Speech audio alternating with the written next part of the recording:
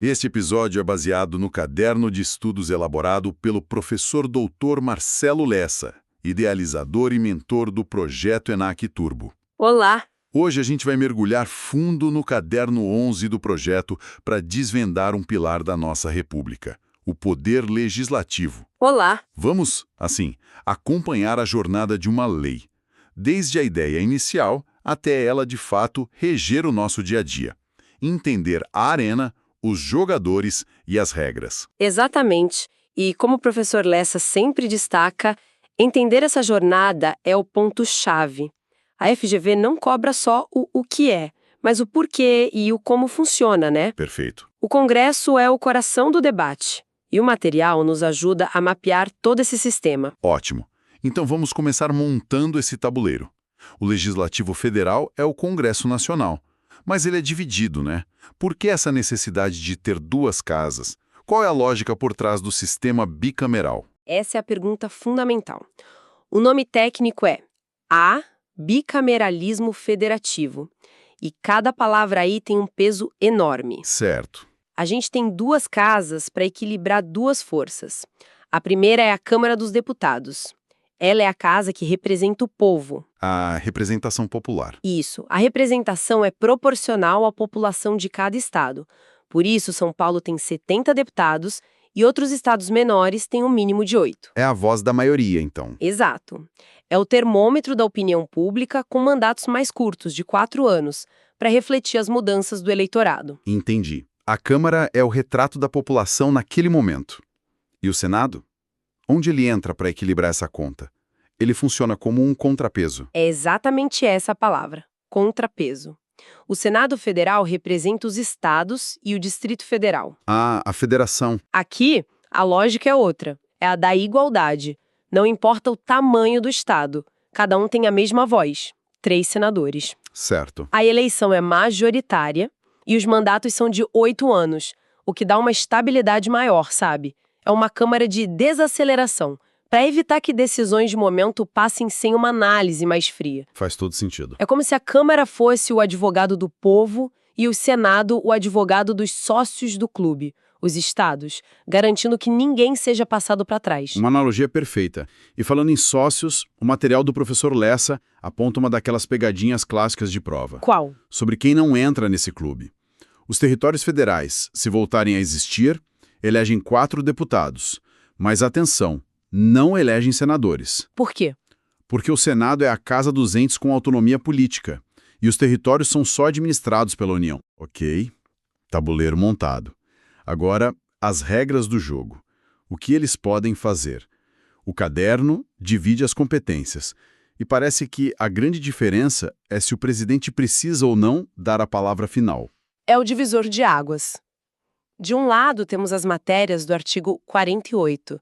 São as competências do Congresso que dependem da sanção do presidente. Os grandes temas, imagino. Exato. Pense em direito civil, penal, tributário.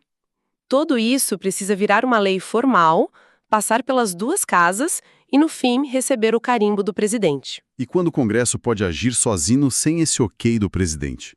Aí a gente entra na competência exclusiva do Congresso, do artigo 49. Aqui, a decisão é do Legislativo e ponto. É formalizada por um decreto legislativo. Que tipo de decisão? Atos de grande peso político. Por exemplo, autorizar o presidente a declarar guerra, aprovar tratados internacionais ou julgar as contas do próprio presidente. O caderno destaca um poder bem interessante aí, o de sustar atos do executivo. É tipo um cartão vermelho. É exatamente um cartão vermelho. Se o presidente edita um decreto que vai além do que a lei permite, o que a gente chama de exorbitar do poder regulamentar, Certo. o Congresso pode, por conta própria, aprovar um decreto legislativo e simplesmente cancelar aquele ato.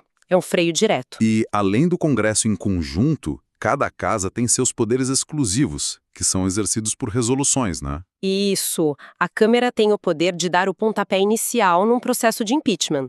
Precisa de 2/3 dos deputados para autorizar a abertura do processo. E o Senado? O Senado tem o papel de juiz. É ele quem processa e julga o presidente. E também faz a famosa sabatina de autoridades, como ministros do STF e o Procurador-Geral da República. É numa dessas competências do Senado que o material do professor Lessa menciona uma mutação constitucional. O texto diz uma coisa, mas a regra do jogo mudou. Como assim? Esse ponto é sofisticado. É a cara da FGV. O artigo 52 diz que o Senado deve suspender a lei que o STF declarou inconstitucional em controle difuso, num caso concreto. Certo, o STF decidia para um caso, e o Senado expandia para todo mundo. Era assim. Só que o próprio STF mudou a interpretação. Nas ADIs 3406 e 3470, ele passou a entender que suas decisões, mesmo nesse controle, já têm efeito geral, erga omnes. Quer dizer que o STF meio que disse, nossa decisão já vale para todo mundo, o Senado não precisa mais fazer nada. Em resumo, sim. Na prática, o STF esvaziou essa competência. Hoje, o papel do Senado seria apenas dar publicidade. É uma mutação porque o texto não mudou, mas o seu sentido foi alterado pela interpretação. Interessantíssimo. Falando em poderes que geram debate, vamos para CPIs. Elas têm fama de superpoderosas. É para tanto? Elas são muito poderosas. A Constituição diz que elas têm poderes de investigação próprios das autoridades judiciais. Mas não, elas não podem tudo. Tem requisitos para criar uma? 3 requisitos claros: pedido de 1/3 dos membros, um fato determinado a ser investigado e um prazo certo para terminar. Não pode ser uma investigação genérica e eterna. Ok. E na prática, o que a CPI pode fazer que se assemelha a um juiz e onde está a linha que ela não pode cruzar? Bom, ela pode quebrar sigilo bancário, fiscal e de dados.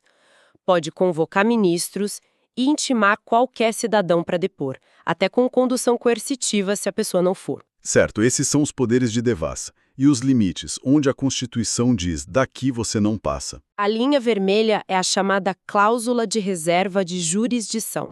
São atos que só um juiz pode autorizar. Por exemplo, Uma CPI não pode decretar prisão a não ser em flagrante. Não pode determinar busca e apreensão na casa de alguém.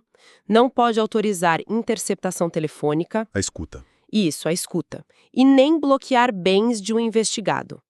E o mais importante, CPI investiga. Ela não julga nem pune. O relatório vai para o Ministério Público. Entendido. Agora vamos para o coração do processo, a criação de uma lei.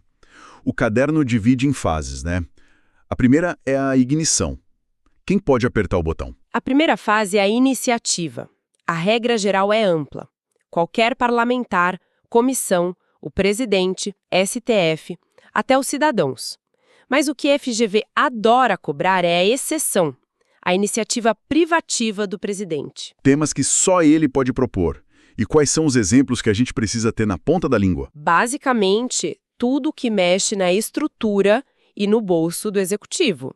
Leis que criam cargos ou aumentam o salário de servidor federal, leis sobre organização dos ministérios. E se um deputado propõe um projeto sobre isso? Nasce com um problema: o vício de iniciativa. E aqui entra a súmula 5 do STF, que parece bem rígida. Ela diz que a sanção do presidente não conserta esse vício. Quer dizer, mesmo se o presidente concordar e sancionar, a lei já nasceu morta. Exatamente. O vício de iniciativa é insanável. A concordância posterior do presidente não valida o ato.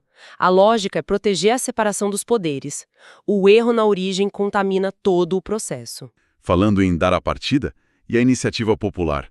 Os números parecem pequenos, mas na prática é viável? Os números são um desafio gigantesco. Precisa da assinatura de 1% do eleitorado nacional. Isso dá mais de 1,5 milhão de pessoas. Pois é. E não pode ser concentrado. As assinaturas precisam estar em, no mínimo, 5 estados.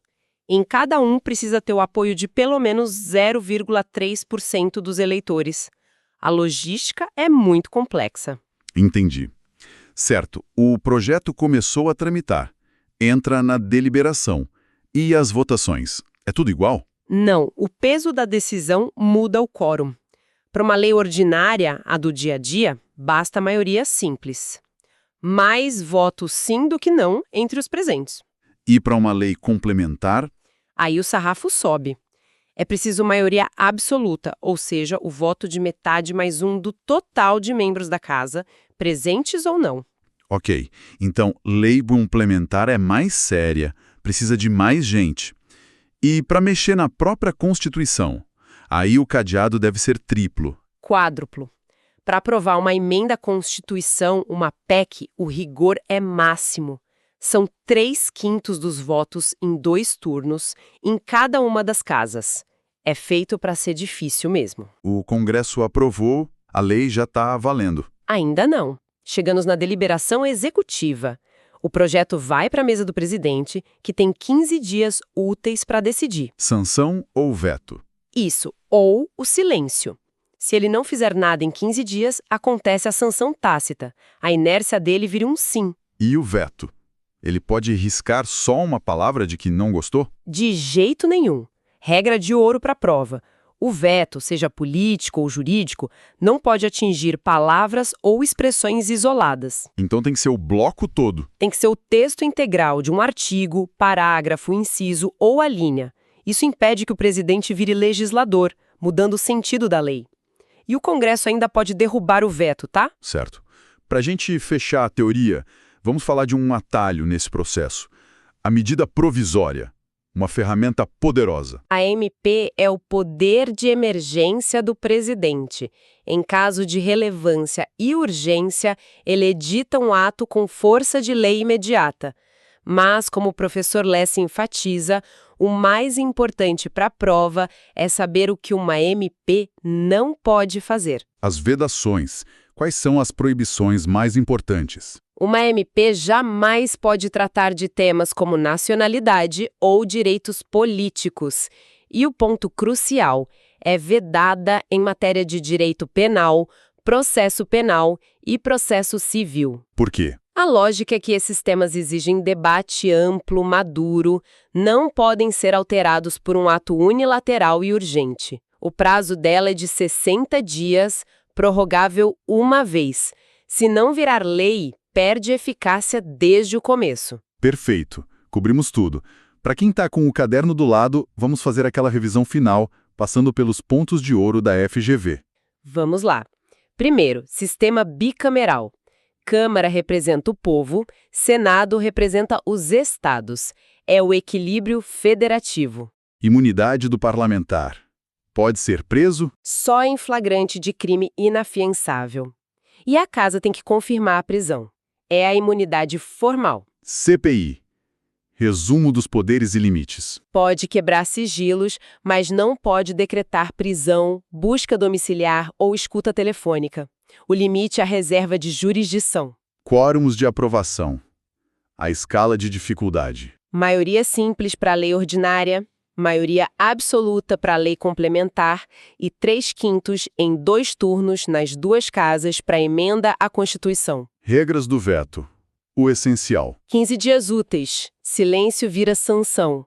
Proibido vetar palavras isoladas. E a MP? O que ela nunca pode fazer? Mexer em direito penal ou processual. Nem em cidadania ou direitos políticos. E, para fechar, a dinâmica do julgamento do presidente. O que essa análise do caderno nos mostra é que o processo legislativo não é só burocracia, né? É um sistema de freios e contrapesos desenhado para forçar o diálogo e gerar leis mais legítimas.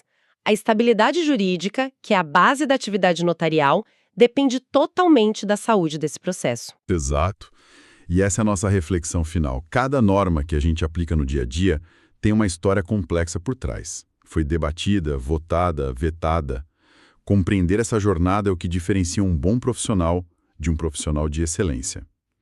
E para quem nos ouviu, qual assunto do edital gostariam que a gente analisasse no próximo estudo? Deixem aqui nos comentários. Podcast produzido a partir do conteúdo do projeto ENAC Turbo, sob autoria e orientação do professor Dr. Marcelo Lessa. Se esse conteúdo te ajudou, não esqueça de se inscrever no canal e ativar o sininho das notificações. Assim o YouTube te avisa imediatamente assim que o próximo resumo for liberado. Até a próxima!